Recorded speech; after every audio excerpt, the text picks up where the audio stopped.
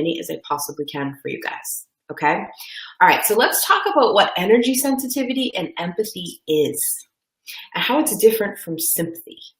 Sympathy is a reaction to hearing something or seeing something or learning about something that's kind of tough, that you think, hey, Arkadanya, that you think when you hear it, you're like, wow, that sounds really miserable.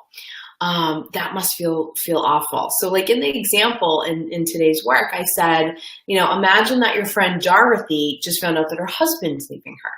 When you hear that, a sympathetic reaction is, oh my gosh, I feel so bad for Dorothy. That must be awful. The poor thing, I can't even imagine.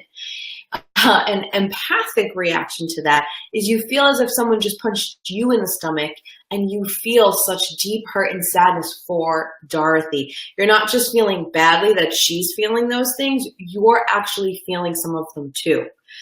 That's not how every person in the population walks around. In fact, most people have a small degree of empathy. They have a large degree of empathy for like their children, maybe their spouses, their best friend maybe, but beyond that, that's small scale. Beyond that, they don't really have a big sense of empathy. But if you're an empath, which most of my people are, most of you guys out there listening to this and participating in this challenge are very empathic, then even hearing something on the news happening to someone you have no idea who they are, you never heard of them, you have nothing in common with them, but you hear about something tragic happening to them and you actually experience trauma on a scale yourself because you actually start to feel what it would feel like for that person to go through that. So I am always telling my empaths, do not watch the news. Maybe like turn it on for like 2 minutes and then shut that off. Like I just watch the weather. If I want to learn about something going on in the world that's a difficult story, I limit myself to 5 minutes of getting facts about it. And I take that time to directly focus on how, when I get this information, how can I turn around and help with it? One of my most favorite quotes by one of my most favorite men, Mr. Rogers, Fred Rogers, is a quote that he talked about something that his mom said. And she said, when you see something bad happen and you have to deal with that, think of the helpers. And I have always held on to that because even though really terrible, dark, sad, painful things happen in the world, there are always those people who run towards it. They run towards the danger. They run towards the disaster. They run towards the pain to help. And there are always more people who want to help than are the ones who committed that bad act in the first place. So if you're an empath, you need to really hold on to things like that. All right, let's talk about energy sensitivity.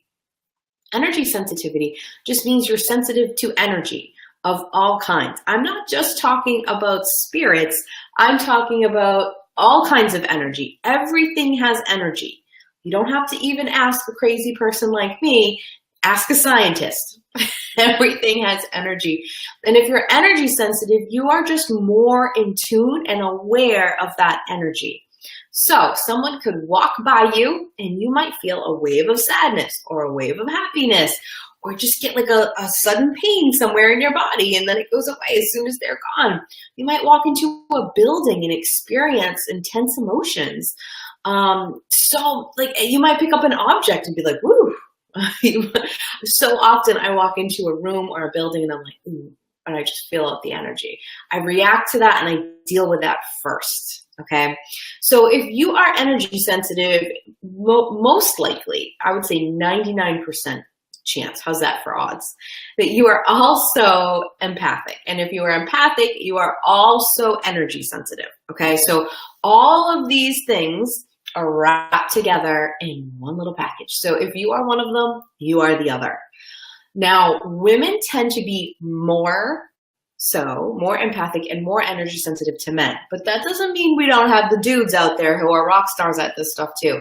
They do. It's just that if you think of the yin and yang of the masculine and the feminine is much more rooted in emotion. Okay, like we're just more designed for that. So we tend to be better at it. Now, there are plenty of exceptions to that rule. I know some amazing exceptions to that rule. But if you're looking around your intuitive, spiritual, empathic world and you're seeing mostly chicks there, that's why. All right. There's like the choking dude everywhere, right? There's the couple of guys. If you're one of them, I love it. We need you there. It's really good. But that's why you see more of that. Okay, so how you want to go through life is you want to start seeing this as a great thing. A lot of empathic people feel badly because they cry really easily. And I think we need to change that. I think we need to be proud of that. There's this belief that a lot of us have. I know I used to have it, where it's like, okay, well, if you cry easily, that must be a sign of weakness. So why am I not strong enough to not cry? But really the opposite is true, because only the toughest, only the biggest badasses on the planet are given such a high level of empathy and energy sensitivity, because they're the only people who could handle it. All right. So if you have that, you're already a tough person because it's not given to the weaker people. They don't have the ability to have empathy. And even empathic people, have you ever seen someone who's really stuck in the victim mode of something? They're really feeling like, so-and-so did this to me, or this happened to me, and they're really in that place. They don't have that ability to really think outside and think what kind of impact they might be having on other people. They become a lot less aware of their own energy and how it's hitting other people. And victim in that place is a place of powerlessness. So that's connected to feeling weak. So if you think about being powerful, then you have a bigger and better ability to pick up on emotion. So here's the thing. Strong people have no problem crying, right? Because think what you will, I have a bigger ability to sense this stuff. I feel everything on a larger scale than other people. So sometimes that makes me cry. I'm watching a comedy, you guys. I'm crying probably. A commercial, I'm crying. If, God forbid, one of those Sarah McLachlan commercials where the dogs are abused come on, I'm just going to lay down and curl into a ball, because holy cow. Why are you doing that to me, Sarah McLachlan, right? We pick that stuff up on such a bigger level and it impacts us so much. Empaths tend to hold on to those things. We see something really difficult on the news, and 2 years later, we still mention how that story disturbed us so much and shook us up, because we are feeling things bigger.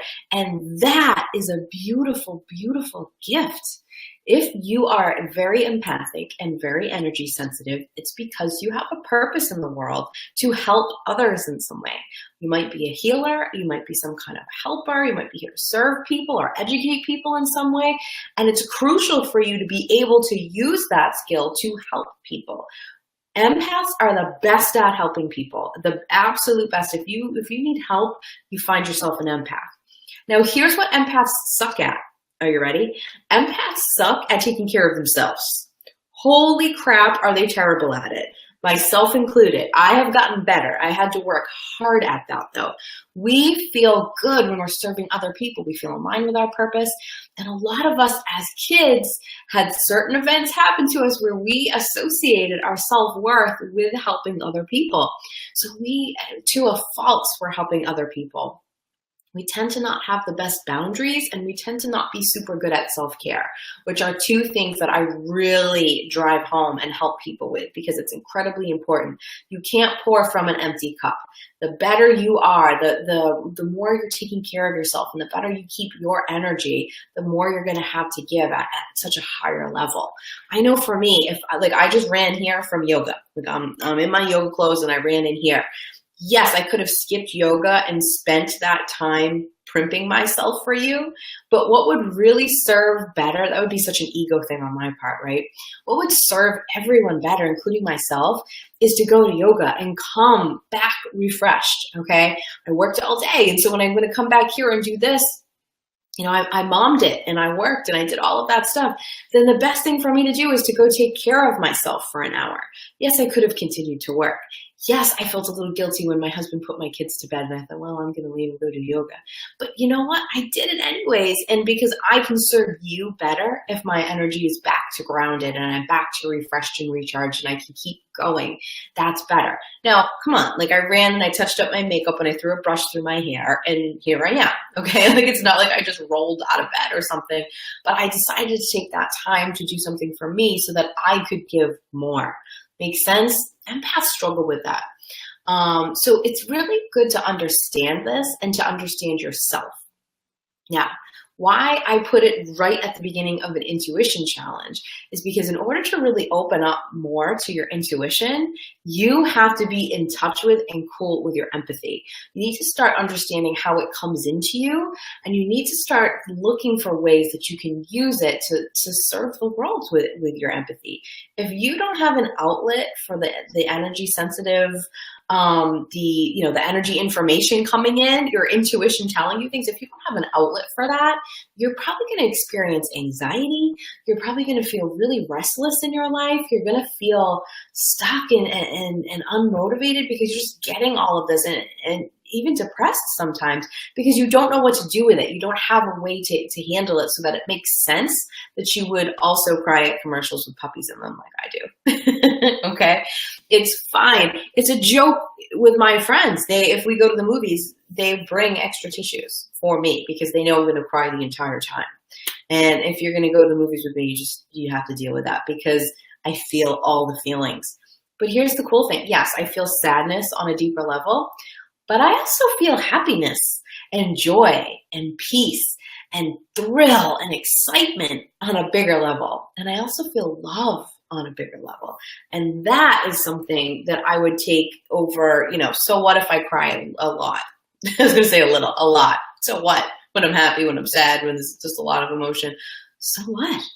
I get to experience all those beautiful emotions so much more than a lot of people. And to me, I count that as lucky. And I really try to look and go, how can I use this? The tools in this challenge are going to start to lay the groundwork for you to feel like you are empowered in using this. So this challenge is really designed to help you understand how intuition works and the different ways that it works and maybe how it works best for you. And then if you want more, especially if you want to feel safe with how much energy you take in, talking to spirits or angels, dealing with negative people, if you want to feel safer and more empowered around that, then I have a class for you called Enhance Your Intuition, which later in the week I will post more about. Anyone who participates full out in this challenge, you get a discount on the class. It's, I believe it's 5 days. Someone correct me if I'm wrong. It's email. So you get it through email, and there's videos, there's audio, there's things to read through. And I really take you to the next level of feeling really safe, tapping in and using your stuff, because I think that's huge. I think the number one thing, if I was to say I would say it's pretty fair. The number one thing that people tell me why they don't really step into their intuition is because they're afraid. They don't know, like, if I do that, am I going to be on the next trip to Crazy Town and they're just going to take me away and lock me up? Like, is that it? If I do that, am I not going to be able to turn it off? And really the opposite is true. Once you learn how to do it, you're actually much better at turning it off or turning it down or pulling away your attention from it when you learn how to set those beautiful energetic boundaries that are so necessary. Okay? Makes sense? All right, let me get to your questions. Please feel